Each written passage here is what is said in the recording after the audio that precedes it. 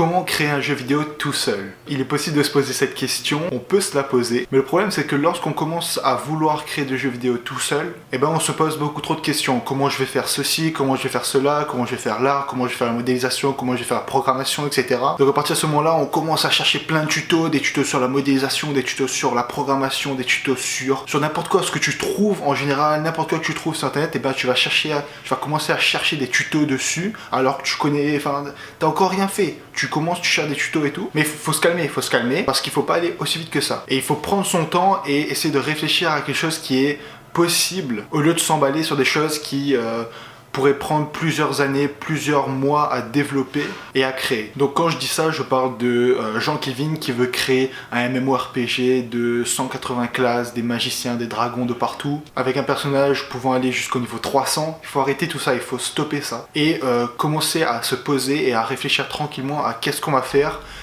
et à organiser tout ça. Déjà, commencer à penser à ce que tu veux faire au tout début, puisque c'est important, qu'est-ce que tu as dans ta tête et qu'est-ce que tu voudrais créer comme jeu vidéo. Ensuite, donc, quand tu as une petite idée de ce que tu veux créer, il arrive directement, au lieu de faire n'importe quoi, de commencer à s'exciter, il faut déjà penser à qu'est-ce que tu peux faire, qu'est-ce que tu peux faire. Non pas qu'est-ce que tu veux c'est au tout début. Et ensuite, tout de suite après, c'est qu'est-ce que tu peux. Donc à partir de ce moment-là, tu as ton veux, donc qu'est-ce que tu veux, et ton peux, qu'est-ce que tu peux faire.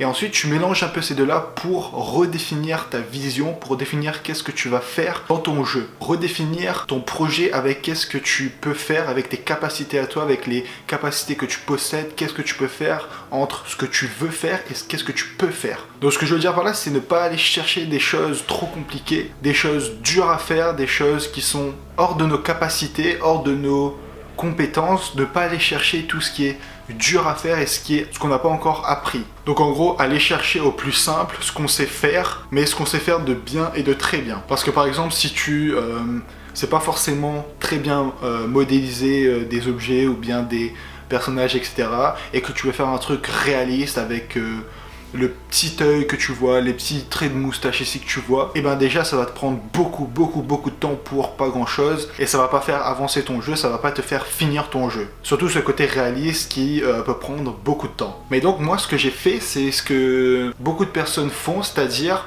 prendre des assets, prendre des objets qui existent déjà, que d'autres personnes qui ont proposé ça, le mettre sur internet, et du coup tu peux prendre ça et intégrer ça dans tes projets, que ce soit des textures, des matériaux, des éléments 3D, des éléments 2D, des interfaces, voilà, tu peux vraiment tout trouver et faire avec ce que les gens ont déjà fait et ont mis à ta disposition. Tu peux aller voir ma vidéo ici, je t'ai résumé quelques sites qui peuvent t'aider à avoir tous ces modèles 3D, ces illustrations, etc. Tu pourras vraiment tout trouver dans cette vidéo. Et donc pourquoi je te dis ça, c'est parce que moi je veux créer un maximum de jeux avec des expériences différentes, des histoires différentes. Et du coup tu imagines bien que au début en fait j'ai pris des objets qui comme je t'ai dit, étaient un peu partout sur internet, des librairies, tu as des asset stores sur Unity, voilà, tu as vraiment beaucoup de ressources qui sont gratuites que tu peux intégrer dans ton jeu. Et donc avec les objets que tu trouveras sur internet, ça pourra t'entraîner, ça pourra t'aider à créer ce que tu veux, créer les jeux que tu veux exactement avec les objets que tu veux. Et donc grâce à tout ça, tu pourras t'entraîner à faire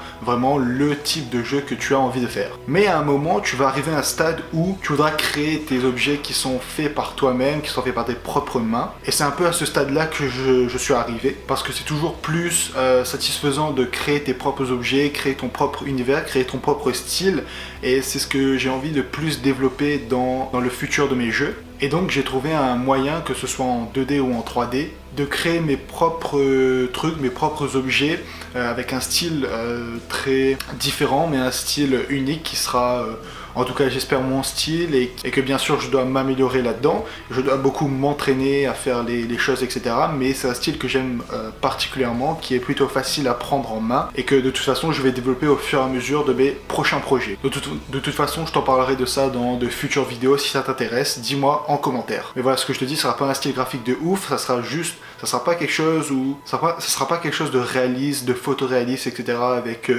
les petits trucs qu'on voit, les mouvements de vêtements qu'on voit, etc.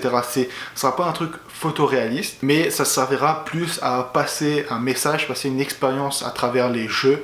Et voilà, je trouve que ça peut être sympa. En tout cas, de toute façon, je vais vous montrer ça dans les futures vidéos. et je pense que ça peut bien aider à faire passer un message à tout le monde. Donc voilà, dis-moi en commentaire comment tu t'y prends pour créer tes jeux, quel processus tu fais pour créer tes jeux toi-même, si tu crées des jeux tout seul. Et nous, on se dit à la prochaine, bonne journée, bonne soirée, salut. Attends, avant de partir, j'ai encore un dernier truc à te dire. Si ça t'a plu, n'hésite pas à t'abonner, c'est juste là. Allez, viens, c'est bien. Villains, someone call it heroes. Tell them that I'm living like I'm both. Call me P-Rose, living by the G code.